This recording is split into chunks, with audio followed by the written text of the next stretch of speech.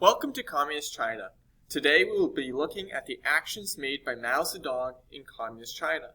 Previously, we looked at how Mao was able to win support and gain control in China while forcing out the Nationalist Party. China was taken over by communism in 1949 under Mao Zedong after years of struggle against the Nationalist Party. China had been struggling since 1911 when its imperialist system had collapsed. The Communist Party within China was formed in 1921 to oppose the nationalist regime present in the nation.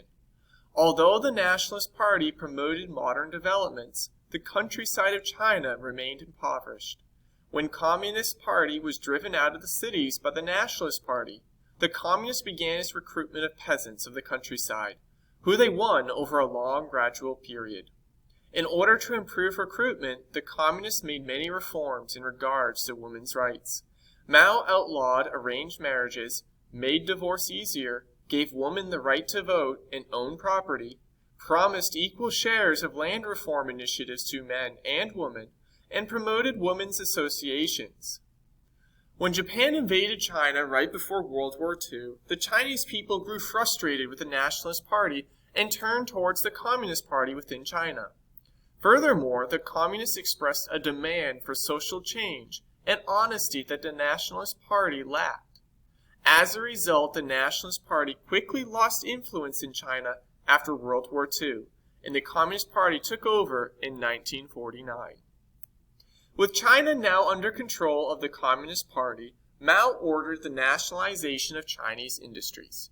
Nationalization is the process of uniting all industries and businesses under the control of the government. Mao Zedong created a 5-year plan that mimicked the Soviet Union's plan for development and nationalization. Under this plan, Mao emphasized heavy industries such as steel at the expense of everyday consumer goods of the people. Although China saw economic growth in its industries, the people of China suffered as many lacked necessary goods to live. Although the Chinese people suffered from a lack of everyday supplies, women did benefit from the promises that Mao had made for reforms to be given to women. The marriage law of 1950 ordered free choice in marriage, easier divorce, the end of concubinage and child marriage, and equal property rights for women. Furthermore, women became more active in the workforce. In 1958, Mao announced that he was going to build on the 5-year plan with the Great Leap Forward. The plan called for larger collective farms called communes. By the end of 1958, 26,000 communes were created, and the average commune sprawled over 15,000 acres with over 25,000 people on each commune. Poor planning and inefficient industries hampered growth. Some people protested the communes and led to the death of millions of people from famines or direct executions by the government.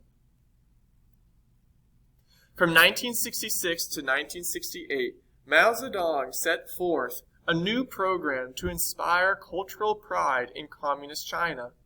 In reality, the revolution was simply a means to root out and eradicate millions of critics of the communist regime of Mao himself. Then Mao ordered the Red Guards, a group of teenage revolutionaries who strongly supported Mao and communism, to silence anyone who spoke out against the Communist Party. Mao Zedong died in 1976 and was responsible for the deaths of between 40 to 100 million people within China. Mao revolutionized communism within China, but also led to fear, terror, and economic inefficiencies within the nation.